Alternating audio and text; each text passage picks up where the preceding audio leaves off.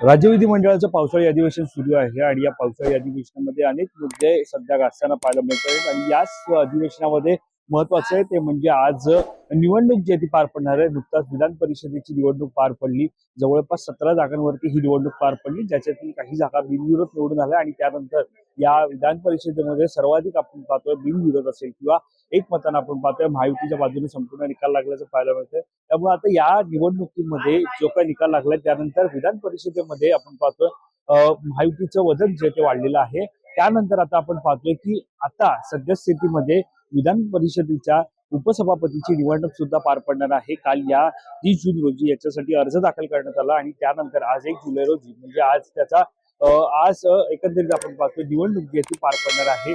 मुळामध्ये पाहायला गेलं तर कालच्या दिवशी खरं तर विधान परिषदेच्या या उपसभापती पदाच्या निवडणुकीच्या पार्श्वभूमीवरती मोठी घडामोड पाहायला मिळाली, ती म्हणजे शिवसेना ठाकरे गटाचे अत्यंत महत्वपूर्ण नेते उद्धव ठाकरेंचे विश्वासू आणि मातोश्रीशी निकटवर्त असलेले आणि आदित्य ठाकरे यांचे निष्ठावान मानले जाणारे सचिन अहिर यांनी शिवसेनेमध्ये प्रवेश केला। खरं तर सचिन अहिर आणि आदित्य ठाकरे यांचं एकदम जवळचं नातं असल्याचं मानलं जात होतं, कारण 2019ला त्यांच्या जागी म्हणजे सचिन अहिर यांच्या जागी आदित्य ठाकरे यांना जागा जी देण्यात आली होती आणि त्याच पार्श्वभूमीवरती एकंदरीत सध्या वरळीमध्ये सचिन अहिर असतील, आदित्य ठाकरे असतील, यांच्यापैकी 2024ला पुन्हा एकदा आदित्य ठाकरेंना संधी देण्यात आली। त्यामुळे सध्या विधान परिषदेवरती सचिन अहिर आपल्याला पाहायला मिळत आहे। त्याचसोबतच आपण पाहायला गेलं तर आता दुसरीकडे एकीकडे ज्या प्रकारे पाहतोय की उपसभापतीसाठी निवड ही आज होणार आहे, त्याची निवडणूक ही आज होणार आहे। त्या पार्श्वभूमीवरती सचिन अहिर यांनी शिवसेना शिंदे गटातून अर्ज भरला, ज्याला महायुतीनं पूर्णपणे पाठिंबा दर्शवला आहे।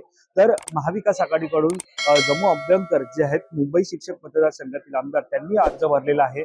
अंबादास दानवे हे त्यांच्या अर्ज भरताना सोबत होते, मात्र ज्या वेळेला सचिन अहिर यांनी अर्ज भरला त्याच वेळेला त्या ठिकाणी देवेंद्र फडणवीस असतील, मुख्यमंत्री आहेत, राज्याचे उपमुख्यमंत्री एकनाथ शिंदे, सुनेत्रा पवार, यानंतर चंद्रकांत दादा पाटील असतील आणि यासोबतच नीलम गोरे असतील, मनीषा कांदे असतील, या देखील उपस्थित होत्या आणि त्यांनी अशा प्रकारे हा अर्ज भरला।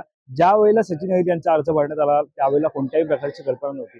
आता प्रश्न येतो ते म्हणजे जर सचिन अहिर यांनी शिवसेनेमध्ये प्रवेश केला तर त्यांच्यावरती अपात्रतेची कारवाई होणार का? तर निश्चितच त्याचं उत्तर नाही असेल। त्यामागची गणितं काय हे सुद्धा आपण समजून घेणार आहोत। त्यानुसार आपण पाहतोय की आता ज्या प्रकारे सचिन अहिर यांनी शिवसेनेमध्ये जो प्रवेश केलेला आहे त्यानंतर ते अपात्र का ठरू शकत नाहीत, तर त्यामागची कारण ही आपण समजून घेणार आहोत। त्यानुसार आपण पाहायला गेलं तर उद्धव सेनेचे विधान परिषदेत 5 आमदार आहेत, त्यातील फक्त सचिन अहिर हे शिंदेच्या शिवसेनेत गेल्याने ते अपात्र ठरतील असा एक तर्क दिला जात होता। मात्र अहिर हे 2022 मध्ये आमदार झाले तेव्हा शिवसेना एकच होती, ते शिवसेनेचे अधिकृत उमेदवार म्हणून विधानसभा सदस्यांमधून विधान परिषदेवर निवडून गेलेले होते, त्यामुळे ते शिवसेनेचेच आहेत आणि विधान परिषदेत अधिकृतपणे 2 गटांना अजूनही मान्यता मिळालेली नाही असा शिवसेनेचा दावा आहे आणि शिवाय सभापती उपसभापतीच्या निवडणुकीला व्हीप लागू होत नाही, तसंच या पदांसाठी पक्षांतर बंदी कायदा लागू होत नाही असंही त्यांचं म्हणणं आहे। दुसरीकडे उद्धव सेनेच्या नेत्यांचे मते मात्र एकनाथ शिंदे शिवसेनेतून बाहेर पडली तेव्हापासून सचिन अहिर हे उद्धव सेनेसोबतच होते।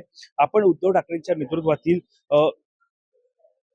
पक्षात असून त्यालाच अधिकृत म्हणून मान्यता द्यावी असं प्रतिज्ञापत्र उद्धव सेनेच्या म्हणजे उद्धव ठाकरेंच्या शिवसेनेकडून आमदारांनी दिलेलं होतं। त्यावर सचिन अहिर यांची सुद्धा सही होती आणि ते आज शिंदेच्या शिवसेनेत गेल्यानं आणि विधान परिषदेत आमच्या पक्षात 2/3 फूट पडलेली नसल्याने सचिन अहिर यांना अपात्र करायला हवे असं सुद्धा त्यांचं म्हणणं होतं। मात्र साधारणतः पाहतोय की एकंदरीत या सगळ्यामध्ये जरी असं जरी शिवसेनेचं म्हणणं असलं तरी आता या सगळ्यामध्ये पाहायला गेलं तर सचिन अहिर हे कुठेतरी ही कारणं लक्षात घेता अपात्र ठरू शकत नाही। यासोबतच आपण पाहतोय की सचिन अहिर यांना उद्धव ठाकरेंच्या शिवसेनेतून आपल्याकडे आणत विधान परिषदेचे उपसभापतीपद देण्याची खेळी उपमुख्यमंत्री एकनाथ शिंदे यांनी करत मुंबईतील वरळी मतदारसंघामध्ये मोठं राजकारण केल्याचं पाहायला मिळतं। त्यामुळे 2029ला जी विधानसभेची निवडणूक होईल त्यावेळेला थेटपणे आदित्य ठाकरे यांच्या समोर निश्चितच सचिन अहिर यांचं आव्हान असणार आहे। त्यामुळे आता आदित्य ठाकरे आणि सचिन अहिर ही लढत आमने सामने वरळीत पाहायला मिळणार का हे सुद्धा पाहणं महत्वाचं ठरणार आहे।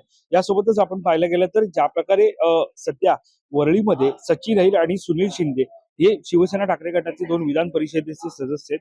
अहिर हे राज्यमंत्री राहिलेले आहेत, तर राष्ट्रवादी काँग्रेसकडून ते 3 वेळा विधानसभेवर वरळीतूनच निवडून गेले होते। मात्र 2019 मध्ये सुनील शिंदे यांनी त्यांचा पराभव केला होता आणि एकंदरीत पाहायला गेलं तर साधारणतः पाहतोय की आपण ज्या प्रकारे निवडणूक पार पडली त्याच वेळेला या सगळ्यामध्ये या निवडणुकांमध्ये जर आपण पाहायला गेलं तर सचिन अहिर आणि आदित्य ठाकरे यांच्यामध्ये ही थेट लढत जी आहे ती एकंदरीत जी आहे ती पाहायला मिळणार आहे.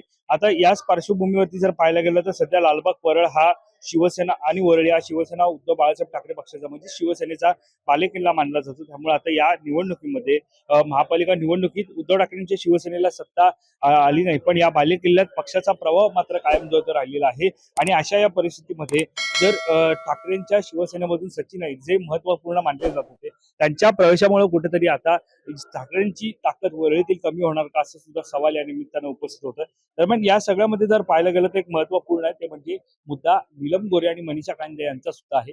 कारण ज्यावेळेला शिवसेना ठाकरे गटातून त्यांनी शिंदे गटात प्रवेश केला त्याच वेळेला सदस्य त्या विधान परिषदेच्या होत्या आणि त्याच वेळेला अनेक महत्वपूर्ण जबाबदाऱ्या असतील ह्या त्यांच्यावरती दिल्या जाणार का अशी सुद्धा आशा त्यांना होती. कारण नीलम गोरे या माजी उपसभापती आहेत आणि पुन्हा त्या उपसभापती पदासाठी इच्छुक होत्या. मात्र ज्या वेळेला संपूर्ण सदस्यांच्या शिवसेनेचे जेवढे सदस्य आहेत त्या सगळ्या सदस्यांच्या सूचक म्हणून सह्या झाल्यानंतर नेमकं कोण चेहरा येणार असा सवाल सुद्धा त्यांच्या चेहऱ्यावरती होता आणि त्याच वेळेला नेमका समोर येतो चेहरा तो म्हणजे सचिन अहिर.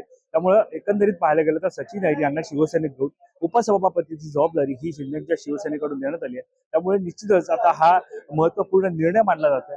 वरळी मुंबईमध्ये जो बालेकिल्ला शिवसेना ठाकरे गटाचा आहे तो नेमका कसा असणार हे सुद्धा पाहणं महत्वाचं ठरणार आहे.